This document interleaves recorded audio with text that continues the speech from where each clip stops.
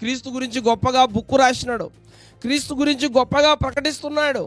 నువ్వు క్రైస్తవుడు అని చెప్పుకొని ఏం గొప్పగా ప్రకటిస్తున్నావు? నువ్వు పాస్టర్ అని చెప్పుకొని ఏం గొప్పగా ప్రకటిస్తున్నావు? నువ్వు సువార్థికుడు అని చెప్పుకొని ఏం గొప్పగా ప్రకటిస్తున్నావు? నువ్వు విశ్వాసురాలు అని చెప్పుకొని గొప్పగా ఏం ప్రకటిస్తున్నావు? అసలు నువ్వు క్రీస్తునందు ఉన్నావా? నిజంగా నువ్వు నూతన సృష్టివేనా? క్రీస్తునందు నిజంగా ఉన్నావా? ప్రభు శరీరం రక్తంలో నామకార్థానికి నువ్వు పాలు పొందుతున్నావు తప్ప నిజంగా నువ్వు క్రీస్తు మరణాన్ని ప్రకటిస్తున్నావా? ఒక నాస్తికుడు ప్రకటించినాడు, చూడండి కావాలంటే. అంటే దేవుడు లేడనే వాళ్ళే మారిపోతుంటే దేవుడు ఉన్నాడని చెప్పుకుంటూ నువ్వు మారకుండా ఉన్నావు, క్రీస్తు ఉన్నాడని చెప్పుకుంటూ నువ్వు మారకుండా ఉన్నావు.